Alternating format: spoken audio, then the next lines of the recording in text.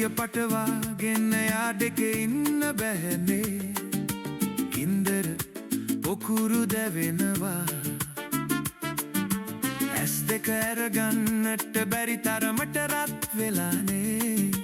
දහදිය මුගුරු ගලනවා.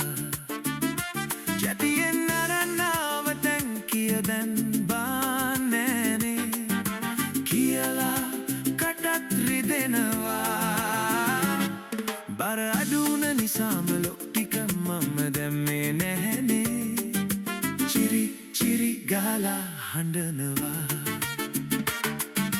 පොලිසියේ මහත්තයා බලන් ඉඳලා ඇල්ලුවානේ. දඩයා මටත් වදින්නේ.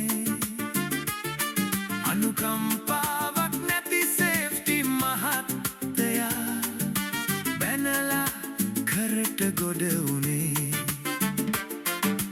ඉස්පිරිතාලේ ඉන්න පොඩි දරුවට දෙන්න කියපු බෙහෙතක් කොහොමද ගන්නේ?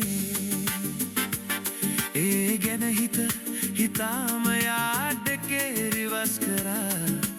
අයියෝ පස්ස වැදුනනේ. ටැංකිය පටවාගෙන යාඩකේ ඉන්න බැහැනේ. ගින්දර පොකුරු දැවෙනවා. ඇස් දෙක ඇරගන්නට බැරි තරමට රත් වෙලානේ. දහදිය මුගුරු ගලනවා. ජැටියෙන් අරන් ආව ටැංකිය දැන් බාන්නෑනේ කියලා කටත් රිදෙනවා.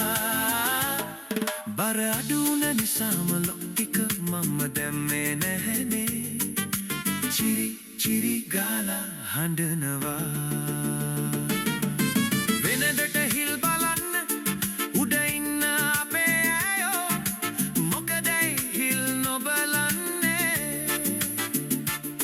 මට ඉස්සර කරලා ආපු ITT අයගේ ටැංකියයිදයි කලින් බාන්නේ. ඉඳ හිට කතා කරලා ගන්න හදන කෙනෙක් වුණත් ගැන්ටිය හරස් කපන්නේ.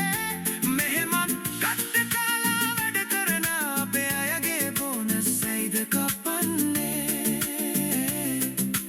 දෙවියනි කාට කියන්නේ? දෙවියෝ